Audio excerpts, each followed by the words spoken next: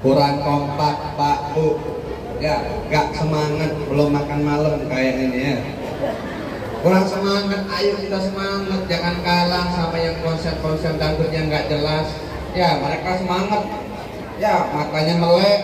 Kita untuk Nabi harus lebih semangat. Jadi mudah-mudahan yang menjawab salamnya keras, saya doakan mudah-mudahan rezekinya banyak, duitnya banyak, efeknya banyak. Mudah-mudahan Allah berkahi hidupnya. Ya, yang istri suaminya makin sayang, yang suaminya tadi mudah-mudahan punya istri. Malah itu ya. Yang suaminya mudah-mudahan makin cinta sama istri, makin setia sama istri.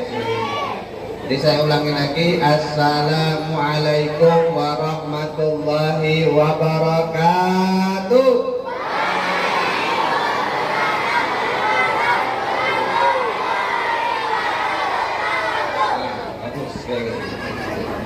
Sebelumnya maaf dulu Bapak Ibu, saya belum bisa bahasa Mandailing ya. Bahasa Ibu cuma ulu-ulu aja. Ya, ulu-ulu tahu sama hepeng. Hepeng itu apa doi? Duit ya hepengnya. Nah, dia minta maaf masih bahasa Indonesia. Mudah-mudahan kalau lama-lama di sini mudah bisa bahasa Batak ya, bahasa sini. Ya kalau banyak kena rotan ya. Di sini pengalaman makan rotan. Ya rotan dimakan di sini sakti-sakti orang sini masya Allah. Rotan sudah ya. Sangat pakat ya. Jadi alhamdulillahilladzi hadana bi abdihi mustari man da'ana ilaihi bil idni wa qad nadana labbaika ya man dallana wa hadana. Salla alaika Allahu barikal ladzi bika ya musyaffa'u qassana wa habana malikal adhari ma'dini sirrikal asma'ahum zukunun najati himana. Allahumma salli wa sallim ala sayyidina wa maulana Muhammad. Allahumma salli ala sayyidina wa maulana Muhammad. Miftah ibabi rahmatillah adada ma fi ilmillah salatan wa salaman daimaini bi dawami mulkillah wa ala alihi wa sahbihi wa man wala wala haula wala quwwata illa billahil aliyil azim. Pertama-tama yang kita hormati para alim ulama hadir di hadapan kita, pimpinan Pompes Darul Ahqaf,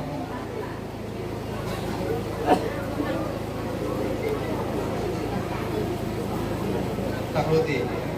Yang hadir di hadapan kita Ustaz Rudi, pimpinan daripada Pondok Pesantren Darul Ahqaf, dan juga yang kita hormati hadir di hadapan kita pimpinan atau ketua IKADI Ikatan Dai Indonesia Ustaz Yusuf, dan juga para alim ulama, para tokoh masyarakat, para tuan-tuan guru yang tidak bisa saya sebutkan namanya satu-satu. Kemudian juga yang kita hormati Bapak Camat dan juga Bapak Kepala Desa dan tokoh adat, dan juga yang kita hormati bapak-bapak, ibu-ibu yang hadir di hadapan kita merayakan daripada Maulid Nabi Muhammad sallallahu alaihi wasallam. Alhamdulillah kita di sini berkumpul untuk memperingati Maulid kelahirannya Nabi Muhammad sallallahu alaihi wasallam.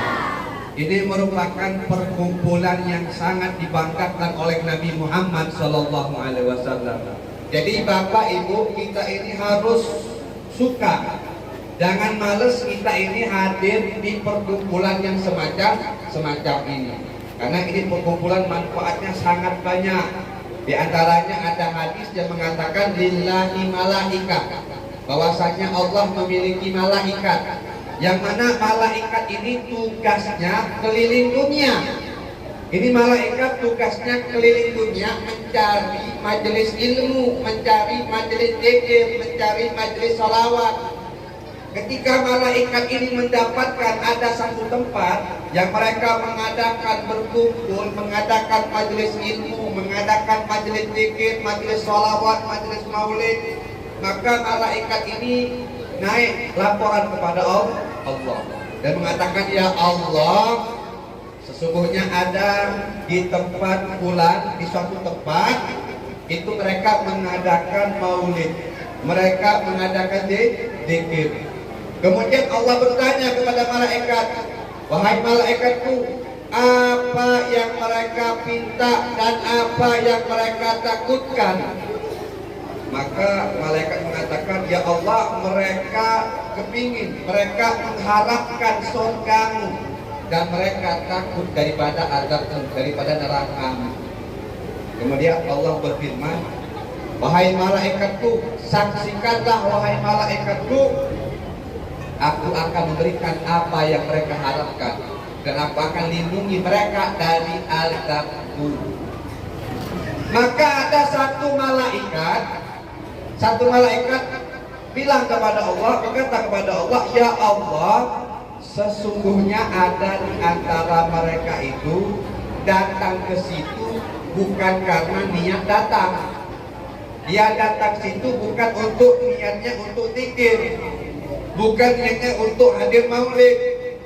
Dia datang situ bukan niatnya emang sengaja untuk mencari ilmu, tapi dia datang ke situ karena ada suatu hajat, suatu keperluan, lil hajat, karena ada suatu keperluan. Contohnya kebenaran, di situ ada orang yang dia utangi, jadi dia ke situ pengen nagih utang. Kebenaran yang diutangi lagi hadir majelis maulid, jadi dia datang ke situ ingin nagih utang. Nah, ini sebuah lil hajat, sebuah keperluan. Contohnya juga di antara orang yang hadir majelis ilmu, majelis zikir karena lil hajat, karena keperluan, karena nggak enakan sama panitia, nggak enakan sama bulan tuh. Kalau saya nggak hadir nggak enak nih, tangga dekat masa nggak hadir.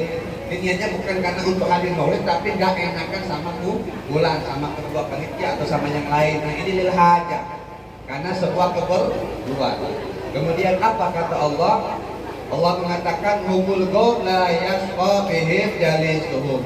Mereka adalah suatu kaum yang tidak akan rugi orang yang duduk bersama mereka.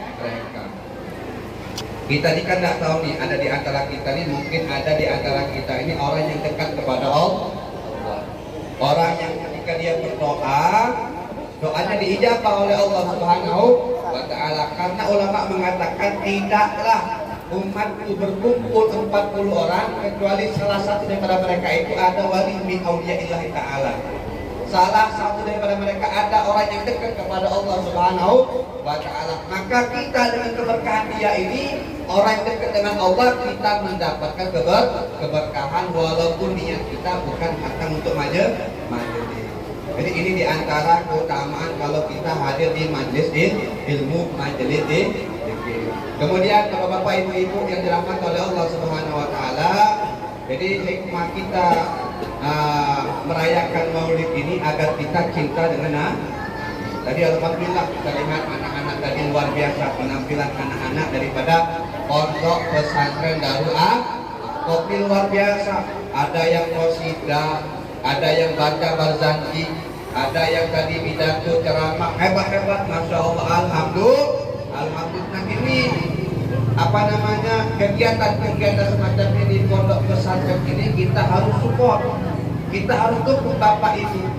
Jadi alhamdulillah di kampung kita, di desa kita ada pondok pesantren. Alhamdulillah, sebuah keutamaan, sebuah kebanggaan untuk kita ketika di tempat kita ada pondok pesantren. Jadi saya untuk malam hari ini akan membahas tentang keutamaan pondok pesantren, tentang kemuliaan pondok pesantren, tentang pentingnya pondok pesantren di tempat kita, agar bapak ibu ini paham, agar bapak ibu ini semangat untuk memondokkan anak-anaknya. Karena orang zaman sekarang ini terkadang kalau mau masukin anak ke pondok mereka ragu. Ya, buat apa masuk ke pondok, untuk kerja apa? Nah, ini jangan. Nah, jadi saya akan bahas tentang keutamaan daripada pondok pesantren.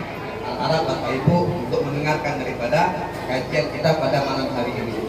Jadi bapak-bapak, ibu-ibu yang dirahmati oleh Allah Subhanahu wa taala, pondok pesantren itu Pak Bu, itu memiliki fungsi seperti fungsi bintang di langit.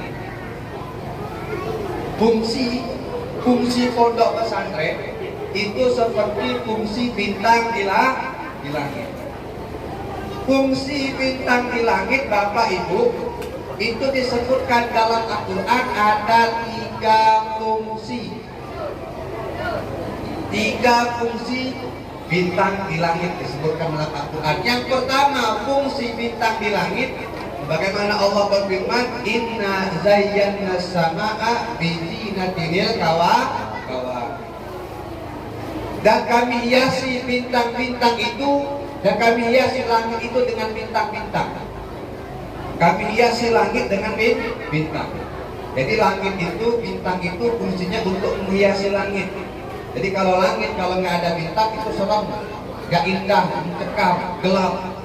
Kalau nggak ada bintang. Nah, Pak Bu, begitu juga fungsi pondok pesantren. Fungsi pondok pesantren itu sebagai penghias di suatu tempat.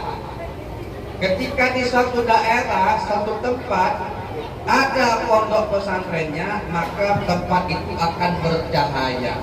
Semakin banyak pondok pesantren di suatu tempat, semakin indah tempat tersebut. Kenapa? Karena pondok pesantren ini membawa cahaya Nabi Muhammad. Jadi itu yang pertama dari antara fungsi daripada pondok pesantren sebagai penghias di suatu tempat. Jadi kalau tempat daerah, kecamatan atau satu kota yang nggak ada pondok pesantrennya itu gelap kota tersebut, nggak bercahaya, nggak ada ruhanianya. Alhamdulillah di desa kita tadi ada pondok dan ini sebuah hiasan untuk desa kita, cahaya untuk kampung kita. Alhamdulillah. Jadi yang pertama di antara fungsi bintang di langit. Yang kedua, Pak Bu, fungsi bintang di langit itu sebagaimana dalam Al-Quran disebutkan, waja'alnaha rujuman lisyayatin. Waja'alnaha rujuman lisyayatin. Dan kami jadikan bintang-bintang itu sebagai pelempar para setan. Jadi fungsi bintang itu untuk melempari setan-setan. Jadi Pak Bu, jadi sebelum Nabi Muhammad SAW dilahirkan, sebelum Nabi Muhammad diutus menjadi nabi, itu para setan, para jin, itu mereka bisa naik ke langit, mencuri khobar langit, mencuri berita langit. Itu sebelum Nabi Muhammad diutus menjadi nabi. Akan tetapi ketika Nabi Muhammad diutus menjadi nabi, maka mereka tidak bisa lagi untuk naik ke langit mencuri berita langit. Kenapa? Karena ketika mereka itu naik ke langit, dilempar Allah dengan bintang, dilempar dengan bintang, sehingga mereka nggak bisa untuk mencuri berita langit. Nah, Pak Bu, begitu juga pondok pesantren. Jadi pondok pesantren ini di antara fungsinya itu untuk melempar sifat setan yang ada pada diri kita. Ya. Pondok pesantren itu fungsinya adalah untuk melempar sifat setan, sifat iblis yang ada pada diri kita. Sifat iri hati, sifat sombong dan lain sebagainya hilang kalau seandainya anak kita itu, insya Allah kalau anak kita masuk pondok pesantren. Jadi akhlaknya dijaga, diajarin sama ustadznya bagaimana akhlak yang baik, bagaimana meniru meladeni Rasulullah SAW. Jadi itu yang kedua di antara fungsi daripada bintang di langit atau pondok pesantren. Kemudian yang ketiga di antara fungsi pondok pesantren, fungsi bintang di langit sebagaimana dalam Al-Quran disebutkan, wa bin najmi hum yahtadun. Dan dengan bintang itu mereka mendapatkan petunjuk. Jadi fungsi bintang itu sebagai petunjuk. Jadi orang nelayan dulu mereka tahu arah barat, arah selatan dengan bintang. Begitu juga pondok pesantren sebagai petunjuk untuk kita. sebagai petunjuk buat anak-anak kita. Jadi anak-anak kita terdidik tahu mana yang halal, mana yang haram, mana yang baik, mana yang buruk. Alhamdulillah Bapak Ibu, di tempat kita ada pondok pesantren. Jadi Bapak Ibu jangan males, jangan kita enggan untuk memasukkan anak kita ke pondok pesantren. Kenapa? Karena terjaga akhlaknya. Di antara keutamaan orang yang menuntut ilmu, terutama menuntut ilmu agama. Nah, orang zaman sekarang ini kan kadang dia nuntutnya ilmu dunia. Ya nggak buruk dunia, terkadang mereka lebih mementingkan dunia, akhiratnya dia nggak pentingkan. Akhiratnya dia ditinggal kalau anaknya tadi dididik sekolah S1 sampai S2 tapi akhlaknya nggak baik, nggak pernah dididik baca Al-Quran, nggak pernah dididik bagaimana baca Yasin. Lebih mementingkan dunia, akhlaknya nggak baik. Nah, kita harus kita didik anak kita untuk akhlak yang baik. Di antaranya dengan kita memasukkan anak kita ke pondok pesantren. Karena keutamaan daripada orang yang menuntut ilmu ini banyak sekali keutamaan. Di antaranya Rasulullah SAW beliau bersabda, "Man salaka tariqan yaltamisu bihi ilman, sahallallahu bihi tariqan ila jannah."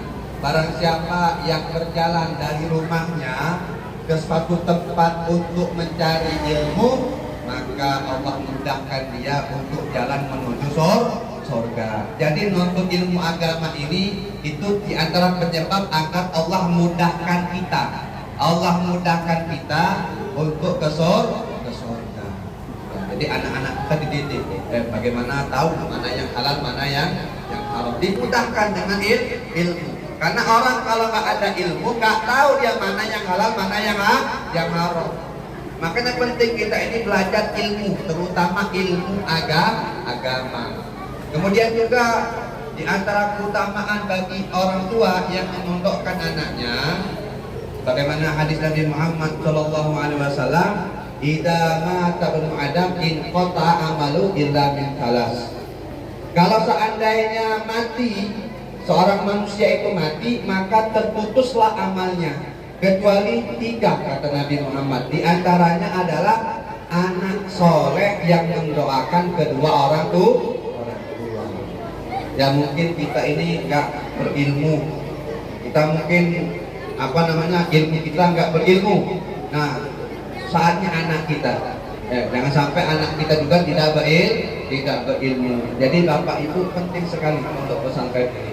Jadi jangan kita males untuk memondokkan anak kita ke pondok pesantren. Dan juga orang yang menuntut ilmu yang masuk ke pondok pesantren itu rezekinya dijamin oleh Allah.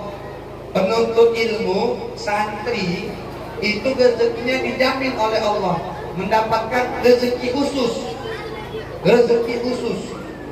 Bukan rezeki yang dijamin, tapi rezeki yang khusus. Kita semua kan ada rezekinya nih, dijamin sama Allah rezekinya. Nah anak yang menuntut ilmu, rezekinya itu mendapatkan rezeki khusus.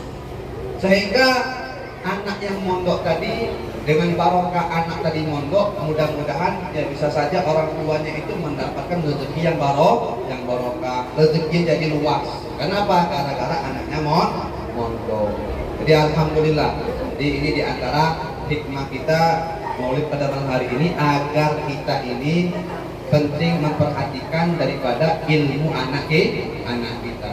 Kemudian Bapak Ibu yang dirahmati oleh Allah Subhanahu wa taala, di antara hikmah kita merayakan Maulid ini juga adalah agar kita ini menumbuhkan rasa cinta, rasa mahabbah dengan Nabi. Kita tumbuhkan rasa hati kita, rasa mahabbah, rasa cinta dengan Nabi Muhammad SAW. Karena dengan cinta dengan Nabi Muhammad ini yang akan menyelamatkan kita di akhirat nanti.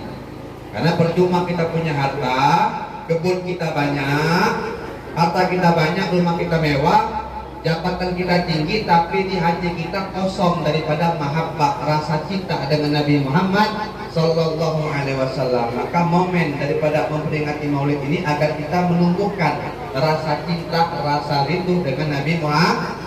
Kemudian Bapak Ibu yang dirahmati oleh Allah, di Di antara hikmah kita merayakan Maulid Nabi juga agar kita ini memperbanyak membaca sholawat. Jadi di bulan Rabiul Awal ini kita dianjurkan oleh ulama untuk memperbanyak membaca sholawat. Rasulullah Shallallahu Alaihi Wasallam beliau bersabda, "Aqrabun nasi ilayya yaumal qiyamah aktaruhum alayya sholatan." Orang yang paling dekat denganku nanti di hari kiamat adalah orang yang paling banyak membaca sholawat kepadaku. Kita pengen dekat gak, Pak? Pengen dekat dengan Nabi tidak? Caranya dengan memperbanyak baca sholawat. Kita ini Pak Bu, kalau di dunia kita dekat dengan pejabat sebuah kebanggaan, betul? Kalau kita dekat dengan bupati, dekat dengan wali kota, dekat dengan gubernur, dekat dengan jenderal, sebuah kebanggaan untuk kita. Kenapa? Kalau seandainya kita ada masalah, ada yang bantu. Oh, keponakan saya bupati, oh mamang saya gubernur, ya sepupu saya jenderal. Dekat kita sama mereka, sebuah kebanggaan. Kenapa? Kalau ada apa-apa bisa nolong. Nah nanti di hari kiamat itu susahnya bukan main. Gak ada yang bisa nolong kita, gak ada yang bisa memberikan syafaat kepada kita kecuali satu makhluk, yaitu Nabi Muhammad Sallallahu Alaihi Wasallam. Maka beruntunglah pada saat itu apabila ada seorang yang ketika di dunia lidahnya, lisannya memperbanyak membaca sholawat kepada Nabi Muhammad Sallallahu Alaihi Wasallam. Dan juga di antara keutamaan daripada orang yang memperbanyak membaca sholawat, sebagaimana dalam hadis diceritakan bahwasanya ada seorang sahabat datang menemui Nabi Muhammad dan berkata, "Ya Rasulullah, aku ini orang yang banyak membaca sholawat kepadamu ya Rasulullah. Bagaimanakah menurutmu ya Rasulullah apabila sepertiga daripada waktuku ini aku habiskan untuk membaca sholawat kepadamu?" Maka Nabi berkata, "Baik yang engkau lakukan, indah yang engkau lakukan, akan tetapi kalau engkau tambah lebih baik, kalau engkau tambah lebih indah." Maka sahabat ini mengatakan, "Kalau begitu ya Rasulullah, 2/3 daripada waktuku aku habiskan untuk membaca sholawat kepadamu." Kemudian apa kata Nabi? "Baik yang engkau lakukan, indah yang engkau lakukan, akan tetapi kalau engkau tambah lebih baik, kalau engkau tambah lebih bagus." Maka sahabat ini mengatakan, "Kalau begitu ya Rasulullah, aku akan menjadikan seluruh waktuku ini untuk membaca sholawat kepadamu." Kemudian bapak-bapak, ibu-ibu, apa kata Nabi Muhammad? Apa kata Rasulullah? Rasulullah mengatakan, "Idan tukfa hammuk wa yughfaru laka dzambuk." Kalau begitu engkau nggak bakal sumpek, kata Nabi, nggak bakal sumpek engkau, dan dosa-dosamu akan diampuni oleh Allah Subhanahu wa Ta'ala. Pak, Bu, nikmat yang paling nikmat di dunia ini adalah ketika hati kita ini tenang. Nikmat yang paling nikmat di dunia ini ketika hati kita tidak gundah. Percuma kita punya harta, kita punya rumah, tapi hati kita tidak tenang. Banyak hartanya, hatinya tidak tenang, percuma.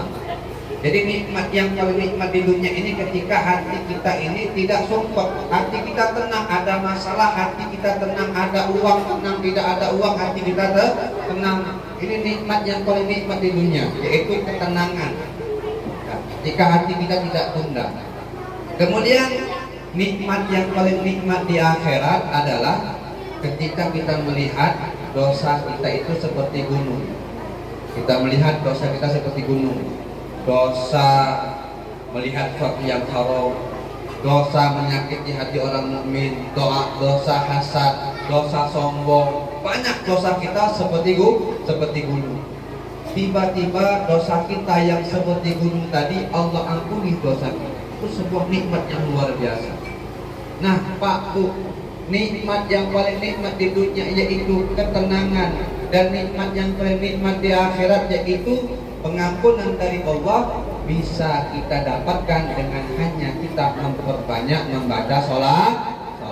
Maka Bapak Ibu ayo sama-sama pada malam hari ini saya mengajak Bapak Ibu untuk memperbanyak membaca sholawat. Jangan berat lidah kita ini untuk memperbanyak membaca sholawat. Kalau bisa sehari itu jangan kurang daripada 1000 membaca sholawat. Ada yang di sini membaca sholawat 1000 kali ada? Sehari 1000 kali itu paling sedikit. Kalau bisa sehari jangan kurang daripada 1000 sholawat. Ini jadi ada amalan Bapak Ibu, oleh-oleh buat Bapak Ibu. Amalan bacaan sholawat. Jadi ini bisa kita baca sehari, kita bisa baca 1000 sholawat. Gak susah kita membaca sholawat sehari 1000 itu gampang. Jadi ini ada amalan Bapak Ibu, coba boleh Bapak Ibu amalkan. Sholawat ini jadi bisa Bapak Ibu amalkan baca sehari 1000 sholawat. Yang mana Nabi mengatakan man shalla alayya sholatan shallallahu biha asyra. Barang siapa yang membaca salawat kepadaku 1 kali, Allah balas salawatnya 10 kali. Yang baca 10 kali, Allah balas 100 kali. Yang membaca salawat 100 kali, Allah balas salawatnya 1000 kali. Dan barang siapa yang membaca salawat kepada Nabi Muhammad 1000 kali, maka Allah harapkan jasadnya untuk menyentuh api neraka. Nah, jadi ini ada salawat bisa Ibu Bapak baca sehari 1000 salawat. Jadi salawatnya ringan, gampang dibaca, enggak lama dibacanya. Jadi bacanya itu setiap setelah sholat 5 waktu. Setiap sholat 5 waktu kita baca sholawat ini sebanyak 200 kali. Sebanyak 200 kali. Bagaimana sholawatnya? Ini, coba Bapak Ibu dengarkan ini sholawatnya. Pertama kali kita baca innallaha wa malaikatahu yusholluna ala nabi ya ayyuhalladzina amanu shollu alaihi wa sallimu taslima. Setelah kita baca ayat ini, kita baca salawatnya sallallahu alaihi 200 kali setiap habis sholat. Jadi habis sholat subuh, habis kita baca zikir sholat subuh, jangan berdiri dulu. Habis kita salaman misalnya, duduk lagi, ada kiblat, baca salawat ini. Habis kita sholat zuhur, habis sholat sunnah zuhur, kita duduk baca zikir zuhur. Setelah itu kita baca salawat ini 200 kali. Insyaallah kita baca sehari 1000. Karena kita baca 200 kali, 200 kali 5 yaitu 1000. Jadi baca pertama kali innallaha wa malaikatahu yusholluna 'alan nabi ya ayyuhalladzina amanu shallu 'alaihi wa sallimu taslima. Terus baca sallallahu alaihi. Mudah-mudahan Bapak Ibu bisa mengamalkan, dan mudah-mudahan Allah Subhanahu wa taala mudahkan lidah kita untuk memperbanyak membaca sholawat kepada Nabi Muhammad. Karena orang yang memperbanyak membaca sholawat, insya Allah Allah matikan dia dalam keadaan husnul khotimah. Orang yang memperbanyak membaca sholawat, hajat-hajatnya dikabulkan oleh Allah. Orang yang memperbanyak membaca sholawat, Allah hindarkan dia dari musibah. Orang yang memperbanyak membaca sholawat, Allah jaga akidahnya, Allah jaga keluarganya. Orang yang memperbanyak membaca sholawat. Jadi mudah-mudahan perkumpulan kita malam hari ini perkumpulan yang diridhoi oleh Allah Subhanahu wa taala. Kemudian terakhir Bapak Ibu, sebelum Habib tutup ceramah Habib, ada 2 pertanyaan buat Bapak Ibu. Kalau bisa jawab, nanti Habib kasih hadiah. Siapa tuh? Siap jawab pertanyaan nih. Gampang tuh, pertanyaannya tuh gampang. Jadi yang bisa jawab Bapak atau Ibu, yang bisa jawab pertanyaannya, tunjuk tangan, nanti Habib pilih, nanti dapat hadiah dari Habib. Nah, siap Pak Bu ya? Nah, jadi yang pertama mungkin dari Bapak-bapak dulu nih kita pilih. Jadi Pak, soal yang pertama Pak, kalau di antara Bapak ada yang bisa jawab, tunjuk tangan Pak. Maju ke depan, nanti jawab, kasih hadiah. Soal yang pertama gampang soalnya. Ya. Apa ya soalnya ya? Soalnya kapan Nabi Muhammad dilahirkan dan kenapa disebut tahun gajah? Ini foto ke Bapak. Ada yang bisa Pak? Nah, gak apa-apa Pak, jangan malu Pak. Ada yang bisa Pak? Hah? Nah itu. Ya, sini. Ya, tangan sini. Ya. Petina, iya. Di sini. Gampang orangnya. Takbir. Takbir. Ke depan aja Pak. Insyaallah ini Bapak ini luar biasa bercahaya mukanya nih, Masya Allah. Ini Pak, dulu Pak, sini Pak. Kenalan dulu Pak ya. Masya Allah.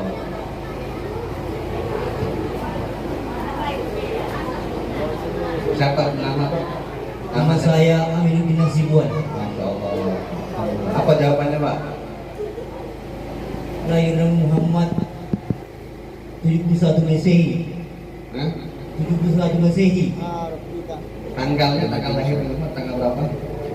Tanggal lahirnya Rasulullah. Tanggal berapa? Yang boleh tahu tuh. Tahu. Tanggal lahir Nabi Muhammad dan kenapa Nabi Muhammad dan kenapa disebut dengan tahun gajah? Datang tentara gajah untuk merobohkan Ka'bah. Nah, ya benar. Dan kapan Nabi Muhammad dilahirkan? Tanggal berapa? Tanggal berapa Nabi Muhammad dilahirkan? Di bulan Rabiul Awal. Alhamdulillah. Tangan bapaknya nih.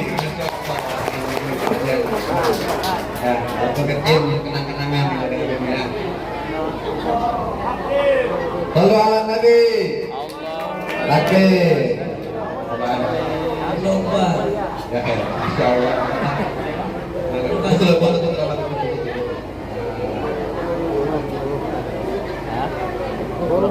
Orang ini dah bukan. Ini sekarang ibu-ibu. Ya, spesial buat ibu-ibu. Pertanyaannya apalah pertanyaannya ini? Singit tu sama ada apa dia ni? Singit tu sama ada apa dia ni? Kenapa perempuan itu paling banyak masuk neraka? Apa alasannya? Nah, ada yang bisa jawabkan nih. Kenapa perempuan? Kan Anda kan dengarkan yang paling banyak penghuni neraka itu kan perempuan. Kenapa sebabnya? Ada yang bisa jawab? Ayo. Kadang-kadang nih ibu-ibu tahu jawabannya tapi nggak mau jawab. Ada yang tahu? Hah? Ibu ada yang tahu? Nah, ada yang tahu? Ayo, maju depan. Hah? Kasih gaya dancer. Nah, di kacamata. Sudah situ aja. Nah, apa? Ya, kenapa perempuan paling banyak? Karena kan perempuan lebih panjang lidahnya. Masya Allah benar ini. Ya, karena perempuan nggak bisa menjaga lidah. Nah, dan juga dia kufur dengan suami, nggak taat sama suami. Takbir. Mau maju Bu? Hah? Kasih hadiah. Masya Allah. Tangan buat ibu nih. Masya Allah.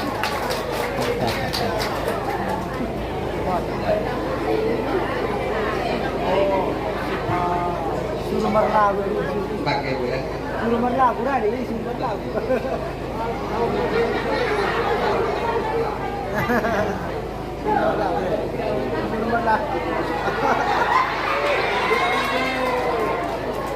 Dia tak kasana ya. Dari dah. Takbir. Allahu Akbar. Ini saja yang bisa kami sampaikan dan insya Allah diteruskan sama Ustadz Ali dan Ustadz Ali Siregar yang beliau akan menjelaskan tentang kejadian terupdate yang ada di Palestina. Jadi insya Allah beliau akan menyampaikan bagaimana peristiwa terupdate berita terkini yang ada di Palestina. Kepada beliau kita persilahkan.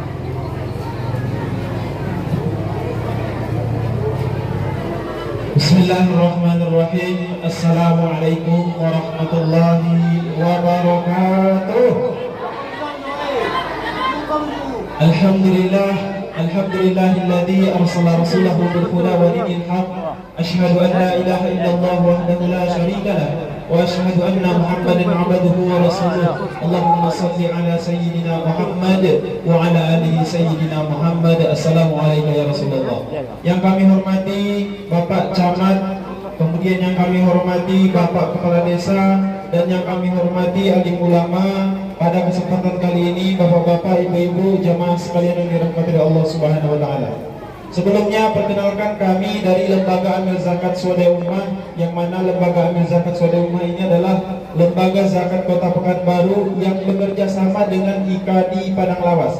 Jadi kehadiran kami di sini Bapak Ibu sekalian yang dirahmati Allah Subhanahu wa taala adalah bekerja sama dengan IKADI Padang Lawas.